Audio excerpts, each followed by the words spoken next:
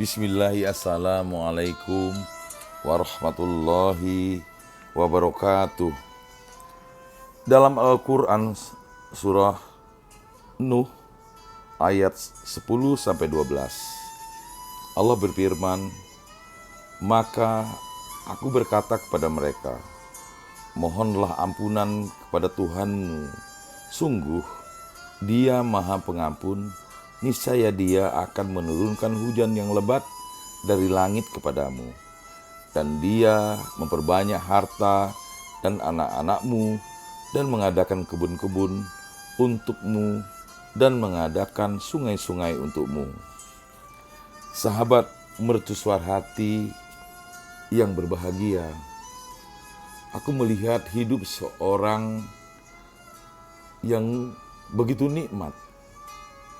Ternyata ia hanya menutupi kekurangannya tanpa berkeluh kesah. Aku melihat hidup teman-temanku tak ada duka dan kepedihan. Ternyata ia hanya pandai menutupi dan mensyukuri.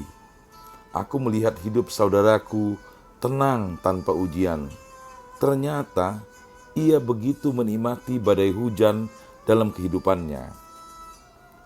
Aku melihat hidup sahabatku begitu sempurna. Ternyata ia hanya berbahagia menjadi apa adanya. Aku melihat hidup tetanggaku beruntung. Ternyata ia selalu tunduk pada Allah untuk bergantung. Setiap hari aku belajar memahami dan mengamati setiap hidup orang yang kutemui. Ternyata aku yang kurang mensyukuri nikmat-Mu, bahwa di belahan dunia lain masih ada yang belum seberuntung yang aku miliki saat ini. Satu hal yang aku ketahui bahwa Allahu Rabbi tak pernah mengurangi ketetapannya. Hanya akulah yang masih saja mengufuri nikmat suratan takdir ilahi. Oleh sebab itu, aku merasa tidak perlu iri hati dengan rezeki orang lain. Mungkin aku tidak tahu di mana rezekiku, tetapi rezekiku tahu di mana diriku. Dari lautan biru, bumi, dan gunung, Allah Ta'ala telah memerintahkannya menuju kepadaku. Allah Ta'ala menjamin rezekiku sejak 4 bulan 10 hari aku dalam kandungan ibuku.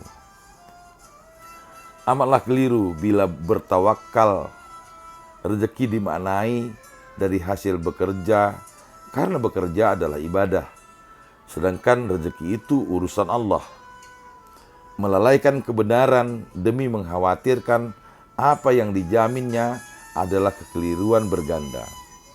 Manusia membanting tulang demi angka simpanan gaji yang mungkin esok akan ditinggal mati.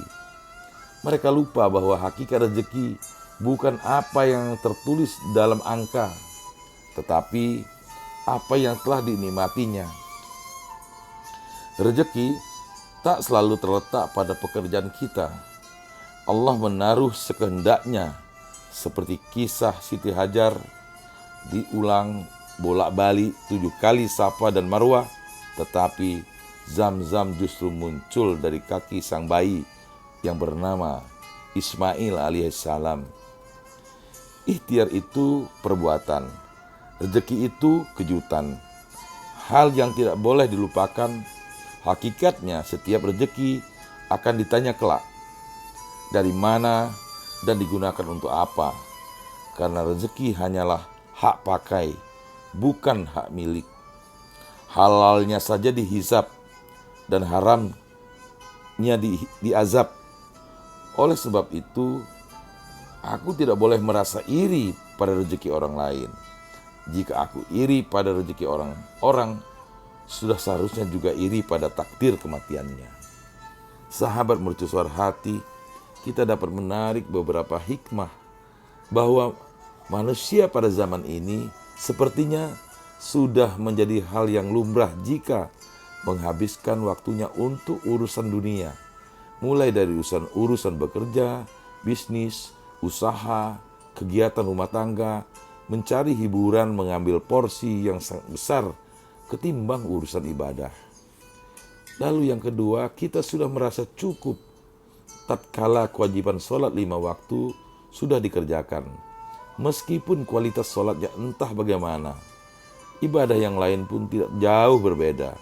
Padahal kematian makin dekat, sedangkan bekal untuk kembali ke akhirat entah sudah seberapa banyak. Dan yang terakhir, semoga Allah Subhanahu wa Ta'ala memberikan hidayah kepada kita semua agar lebih mencintai urusan akhirat ketimbang urusan dunia. Sahabat sekalian, mudah-mudahan ini dapat menginspirasi kita sebagai bahan kita di dalam menjalani kehidupan ini untuk lebih baik lagi. Lebih dan kurang mohon maaf. Billahi taufik wal hidayah. Wassalamualaikum warahmatullahi wabarakatuh.